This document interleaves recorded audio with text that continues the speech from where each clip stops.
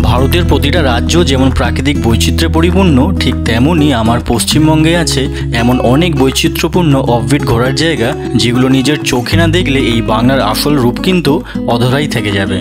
বাংলার এমনই অফবিট দুটো জায়গা আমি সেদিন এক্সপ্লোর করে আসলাম, আর সেটা মেদিনীপুর শহর থেকে মাত্র 5 কিলোমিটারের মধ্যে। তো হ্যালো বন্ধুগণ, ওয়েলকাম টু বঙ্গ ব্যাকপ্যাকার। আমি শুভাশিস। আজ আমি চলেছি মেদিনীপুরের গোপগড় ইকো পার্কে। এছাড়া আজ কংসাবতী নদীর অপূর্ব ভিউটাও দেখতে যাব। সচরাচর আমি ঘোড়ার সাথে ট্রেন জার্নির এক্সপিরিয়েন্স আপনাদের সাথে তুলে ধরি, কিন্তু আজ অর্পণদার বাইকে করে এই জায়গাগুলো আমাকে ঘুরিয়ে দেখাবে। সেই জন্য প্রথমেই আমরা একটা অসম বাইক জার্নির মধ্যে দিয়ে শুরু করেছি আজকের ট্রাভেল ব্লগটি। এখন সময় হচ্ছে 10:02, আমরা বেরিয়ে পড়েছি গোপগড়ের দিকে।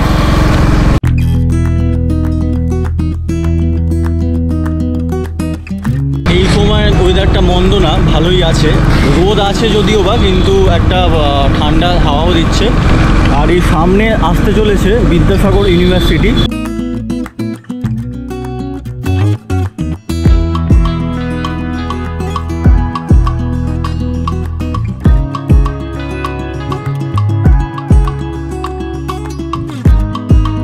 পাস করলাম বিদ্যাসাগর ইউনিভার্সিটি থেকে, আর এই রাস্তা ধরে আমরা এখন সোজা চলে যাব।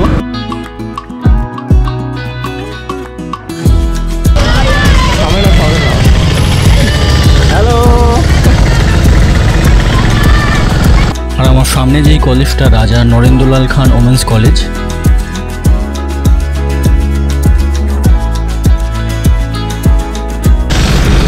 গাড়িতে বাচ্চাগুলো চিৎকার করছে, হাই হ্যালো করছে যাওয়ার পথে।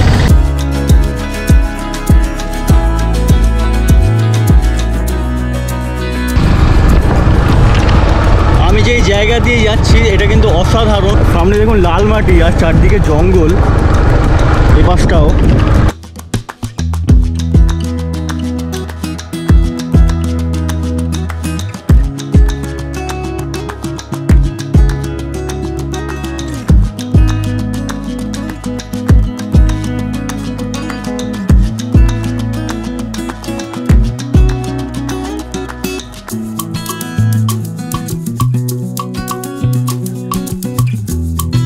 এখন যে রোডটাতে উঠলাম এটা হচ্ছে ধেরুয়া মিদনাপুর রোড।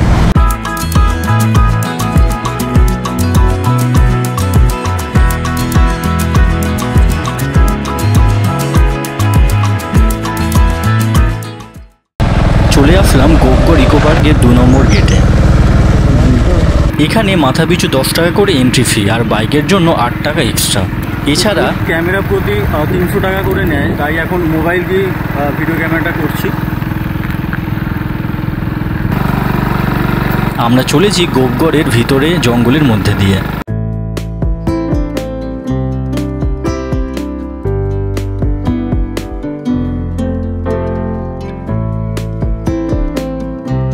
সামনে সারিবদ্ধ গাছগুলো কিন্তু দারুণ লাগছে।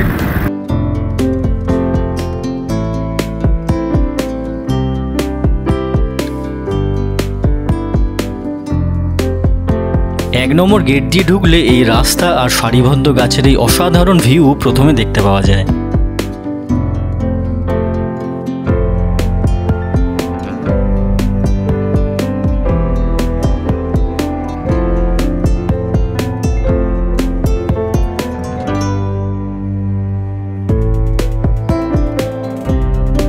গোপগড় ইকো ট্যুরিজমের সমস্ত প্রবেশ মূল্যের ডিটেলস এখানে দেয়া আছে, আর এখানে আছে নিয়মাবলী।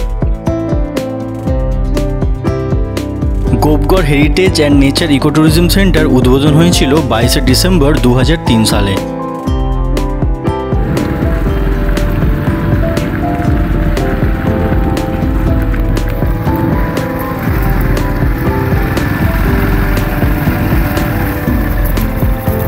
তো চলে আসলাম গ্রেট ট্রিগোনোমেট্রিক্যাল স্টেশনে, অর্থাৎ এই গোপগড়ের টপ হাইস্ট জায়গাতে, যার উচ্চতা 211 ফুট।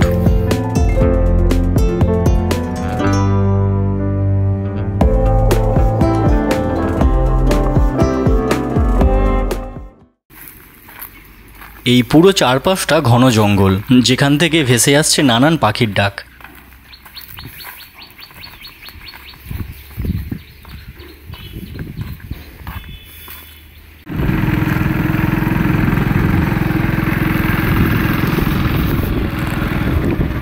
জঙ্গলের রাস্তাটা দিয়ে চলেছি আরও ভিতরের দিকে, যেখানে ক্লক টাওয়ার আছে।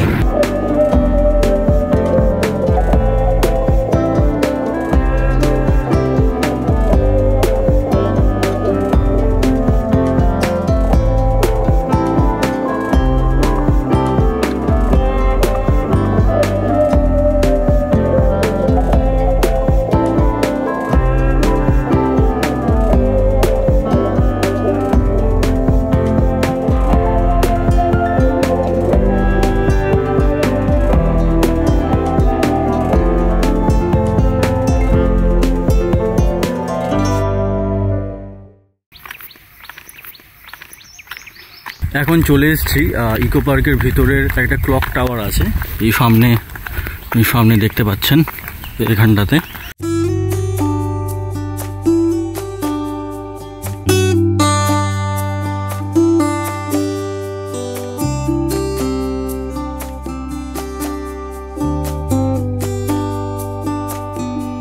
সামনে দেখতে পাচ্ছি গোপগড় হেরিটেজ বিল্ডিং। এই গোপগড়ের ইতিহাস বললে চলে যেতে হয় বাংলায় ১০ম শতাব্দীর বৌদ্ধ রাজাদের আমলে। সেই সময় বৌদ্ধ রাজারা নির্মাণ করেছিল এই গোপগড়।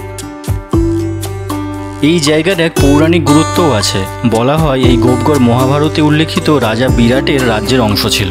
রাজা বিরাট ছিলেন উড়িষ্যার রায়বনিয়ার প্রাচীন দাতনপুরের রাজা। পরবর্তীকালে বাংলায় মুসলিম আমলে এই গোপগড় চলে যায় মুসলিম শাসকদের অধীনে, যার উল্লেখ পাওয়া যায় আবুল ফজলের আইনি আকবরীতেও। অবশেষে ১৯ শতকে ব্যানার্জি পরিবার জমিদারির হাতে এর দায়িত্ব চলে যাওয়ার পর তারা ধ্বংসপ্রাপ্ত গোপগড়ে বর্তমানের এই প্রাসাদটি নির্মাণ করেছিলেন।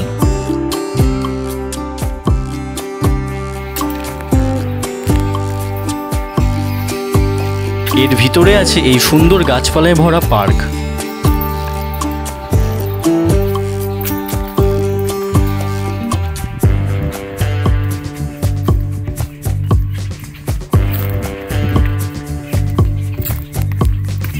আর গোলাপ ফুলের বাগান।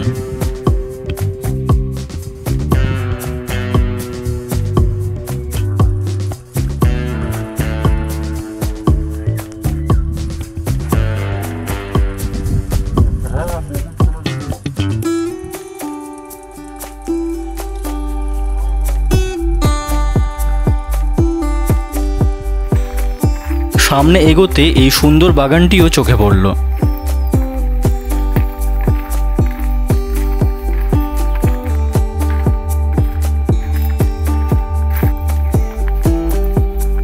সামনে একটা টাওয়ার আছে, আমরা এখন এই টাওয়ারটাতে উঠবো।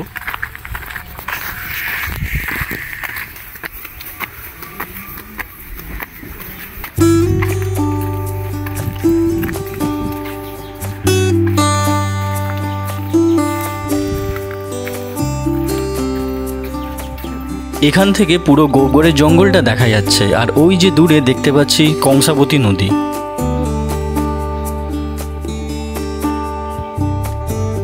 এই ফড়িংটা নিজেকে মনে হয় ক্যামেরাবন্দি করতে চায়।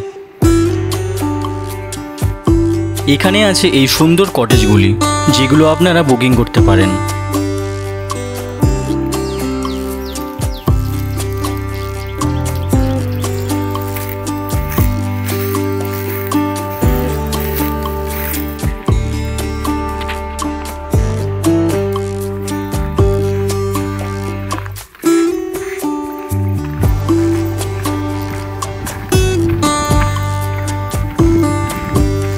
তো আপনারা যদি এখানে আসতে চান, মেদিনীপুর স্টেশন থেকে কিন্তু টোটো আপনারা পেয়ে যাবেন, কিন্তু ওখান থেকে রিজার্ভ করে আসতে হবে।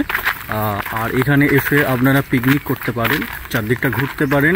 এছাড়া এখানে অনেক কটেজ আছে, কটেজে থাকাও যায়।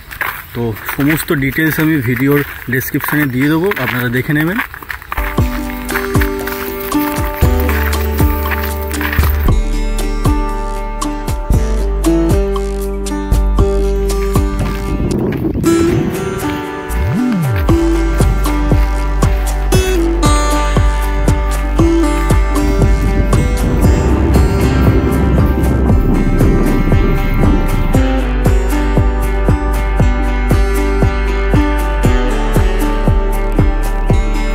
আমরা এবার চলে এসেছি এই জলাধারটির কাছে। এর মধ্যে আছে বিভিন্ন রকমের মাছ, আর চারপাশে সাজানো আছে অ্যাডেনিয়াম গাছ দিয়ে।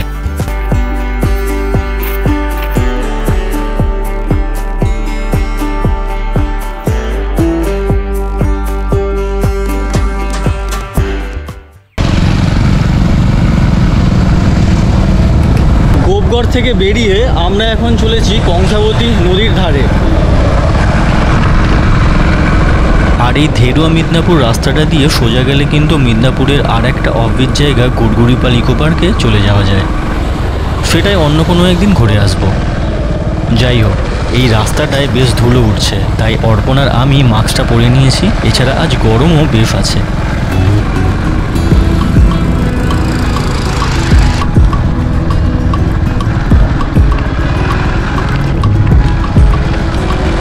চারদিকে সবুজ ধান ক্ষেত, দারুণ লাগছে এই জায়গাটা।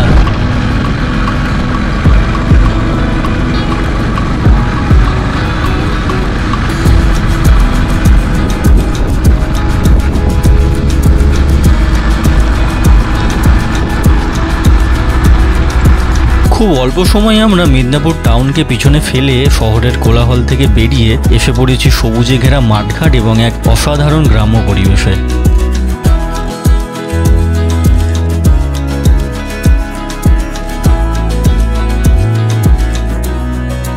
যাওয়ার পথে ম্যাপে দেখতে পাচ্ছি গ্রামের একটু ভিতরে সূর্যমুখী ফুলের বাগান আছে, বাট আমাদের গাড়িতে তেল একদম কম আছে আর জায়গাটা সম্বন্ধে শিওর নই, তাই আর গেলাম না।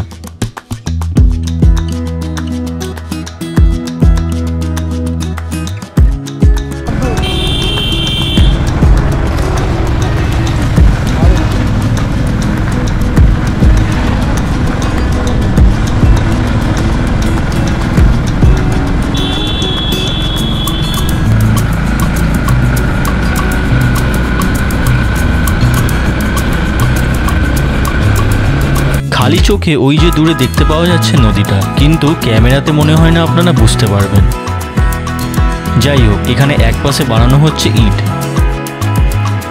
আর অন্য পাশে কাঠ ছেটাইয়ের কাজ চলছে।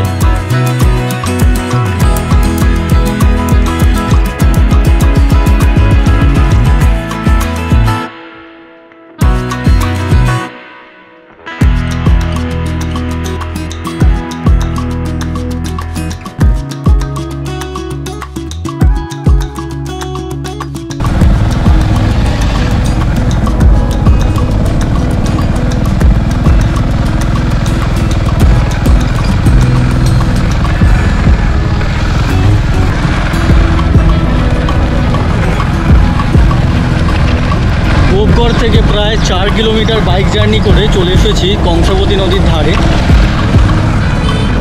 দেখুন ওই দিকটা,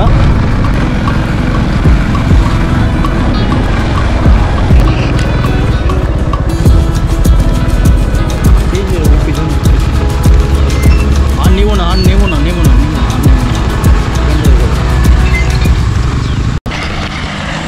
গরমে নদী এতটাই শুকিয়ে গেছে যে স্থানীয়রা এপার ওপার যাতায়াত করতে পারছে।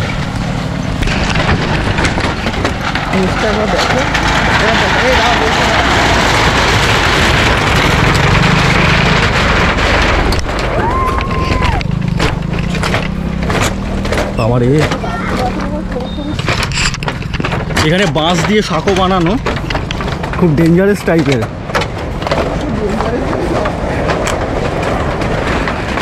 গাড়ি আসছে।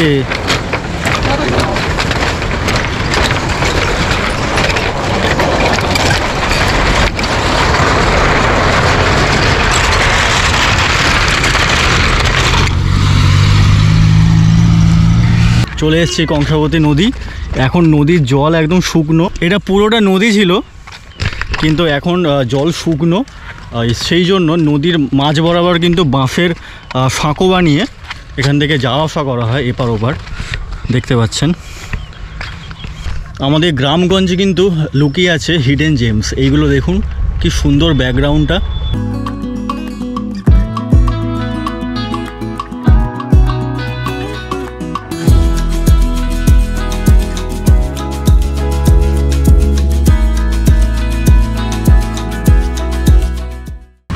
এখানে এসছি যখন নদীর জলে পাটা একটু ধুয়ে নিই।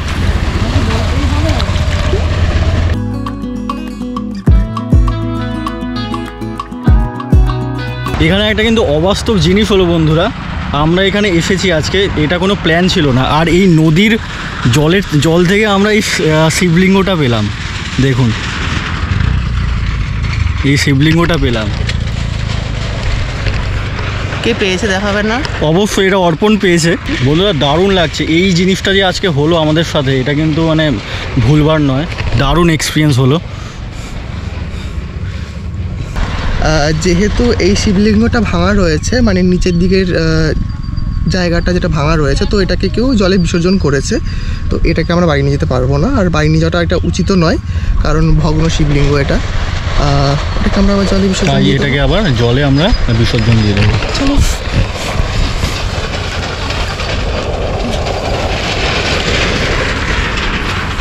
এই কংসাবতী নদী, যাকে কাঁসাই নামেও ডাকা হয়, এর উৎপত্তি পুরুলিয়া জেলার জাবর পাহাড় থেকে। বর্তমানে নদী থেকে অবৈধ বালি তোলা, দূষণ, নদীর পাড়ের গাছপালা কেটে ফেলা ইত্যাদির প্রভাব কিন্তু কংসাবতী নদীর উপর ব্যাপকভাবে পড়েছে। যেই নদী একসময় জলে পরিপূর্ণ থাকতো, তা আজ বছরের বেশিরভাগ সময় শুকনো থাকছে। আর এর প্রতিকার আমাদেরকেই করতে হবে। আমরা যদি পরিবেশ দূষণ ইত্যাদি বিষয় সম্পর্কে একটু সচেতন হই এবং অন্যকে সচেতন করি, তাহলে কংসাবতীর মতো অনেক নদ নদীকেই আবার বাঁচিয়ে তোলা যাবে। যাই হোক, আমার এই ছোট্ট ট্যুরটা কেমন লাগলো অবশ্যই কমেন্ট করে জানান। আর ভিডিওটা লাইক করার পাশাপাশি শেয়ার করে পৌঁছে দিন আপনার আপনজনদের কাছে। আবার দেখা হচ্ছে নেক্সট ভিডিওতে। তো আজকের মতো টাটা।